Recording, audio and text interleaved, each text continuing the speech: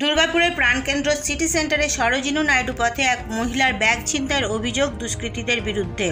বাইকে থাকা দুষ্কৃতীরা এদিন মহিলার ব্যাগ ছিনতাই করে ঝড়ের গতিতে এলাকা ছেড়ে পালিয়ে যায়। তবে ওই মহিলা দুষ্কৃতীদের বাধা দিতে গেলে রাস্তায় পড়ে জখম হয়েছেন। এই ঘটনায় চাঞ্চল্য ছড়িয়েছে এলাকায়। ফের প্রশ্নের মুখে মহিলাদের নিরাপত্তা। সিটি সেন্টারের মতো গুরুত্বপূর্ণ এলাকায় এই রকম ঘটনা ঘটায় উঠছে নানান প্রশ্ন। ঘটনাটি দিন দুয়েক আগের। সন্ধ্যা নাগাদ সামনের বাজারে বাজার করতে গিয়েছিলেন সুস্মিতা মুখার্জি নামে সরোজিনী নাইডু পথের এক আবাসিক। আচমকা দুই বাইক আরোহী ঝড়ের গতিতে বাইক চালিয়ে এসে তার হাতে থাকা ব্যাগ নিয়ে পালিয়ে যায়। ওই ব্যাগের মধ্যে ছিল দামি মোবাইল সহ সামান্য কিছু টাকা পয়সা। দুষ্কৃতীদের বাধা দিতে গেলে দুষ্কৃতীরা তাকে রাস্তায় ফেলে দিয়ে এলাকা থেকে পালায়। রাস্তার মধ্যে পড়ে গিয়ে গুরুতর জখম হন ওই মহিলা। পরিবারের অভিযোগ, পরে সিটি সেন্টার ফাঁড়ির পুলিশ ঘটনাস্থলে এলেও ছিনতাই নয়, চুরির অভিযোগ জমা দেওয়ার কথা বলে। এছাড়াও এলাকা থেকে অভিযোগ উঠেছে দুর্গাপুর শহরের প্রাণকেন্দ্র সিটি সেন্টারের মধ্যেই রয়েছে চতুরঙ্গ মাঠ। এই মাঠে সন্ধে হতেই বহিরাগত বাইক বাহিনীর ভিড় বাড়ে। এছাড়াও বিকট বাইকের সাইলেন্সারের শব্দে এলাকা দাপিয়ে বেড়ায় এই বাইক বাহিনী, আর এরাই এলাকায় অপরাধ সংগঠিত করে পালিয়ে যাচ্ছে। এলাকায় পুলিশের টহলদারি না থাকায় বাইক বাহিনীর দাপট দিন দিন বাড়ছে।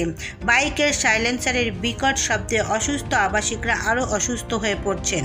সিটি সেন্টার এলাকার বাসিন্দাদের এলাকায় টেকা দায় হয়ে দাঁড়িয়েছে।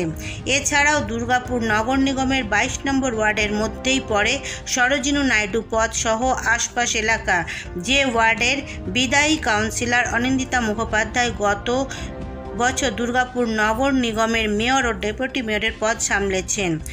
বর্তমানে দুর্গাপুর নগর নিগমের প্রশাসক মণ্ডলীর চেয়ারপারসন অনিন্দিতা মুখোপাধ্যায়।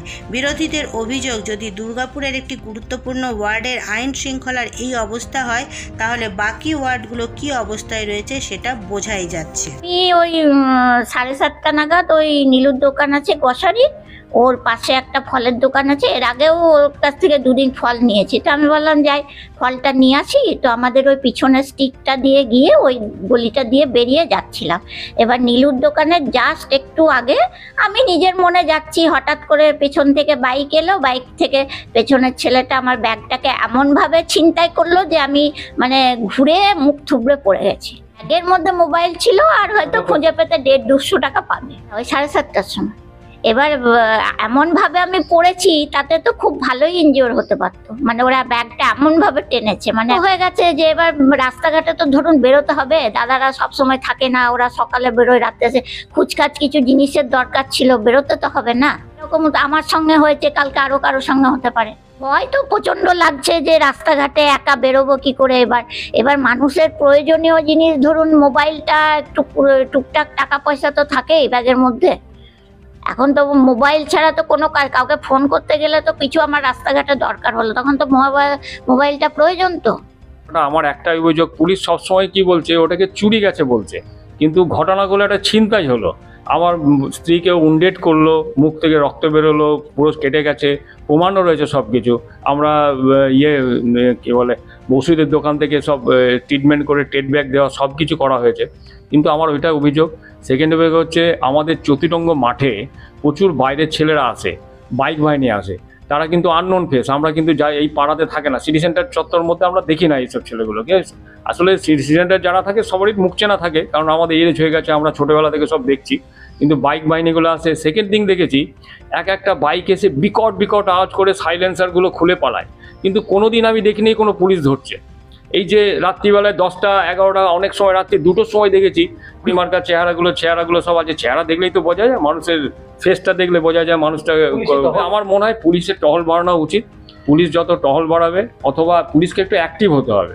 আমি বলি, যে কোনো ছোট ঘটনাগুলো যদি পুলিশ রীতিমতো গুরুত্বটা দেয়, তাহলে কিন্তু এই ঘটনা কোনোদিন বড় ঘটনা ঘটবে না। কি হচ্ছে, সিটি সেন্টারকে আমরা দুর্গাপুরের ক্যাপিটাল বলি, এবং সিটি সেন্টারের মধ্যে বিশেষ করে নন কোম্পানি এবং অম্বুজা সবই হচ্ছে মোটামুটি মধ্যবিত্ত লোকের বাস।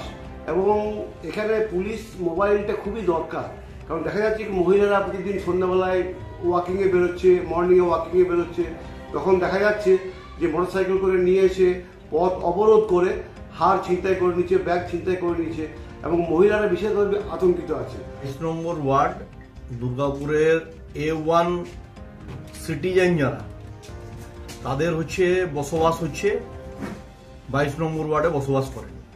সেখানে আজকের ডেটে যারা প্রবীণ নাগরিক তারা রীতিমতো আতঙ্কিত এই কারণে যে এন্টায়ার সিটি সেন্টার জুড়ে যারা হচ্ছে সকালবেলায় মর্নিং ওয়াকে যান, ইভিনিং ওয়াকে যান, তারা নিরাপত্তাহীনতা বোধ করছে এই কারণেই তাদের মোবাইল থেকে শুরু করে হার বিভিন্ন সময় ছিনতাই হয়ে যাচ্ছে।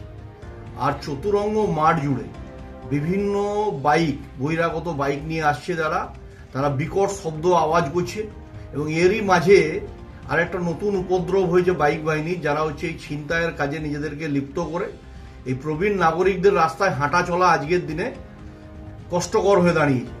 যেখানে চতুরঙ্গ মাঠ থেকে বা সিটি সেন্টারের বিভিন্ন এলাকা থেকে, বরফকলের রাস্তা থেকে শুরু করে সিটি সেন্টার ফাঁড়ি থেকে মাত্র 1 কিলোমিটার দূরত্বে, একটা ফাঁড়ি থেকে 1 কিলোমিটার দূরত্বে যদি দুষ্কৃতীদের এরকম তাণ্ডব হয়, দুষ্কৃতীদের এরকম দৌরাত্ম্য হয়, তখন এটার থেকে প্রমাণ হয় যে এখানে আইনের শাসন নেই, এখানে শাসকের আইন চলছে।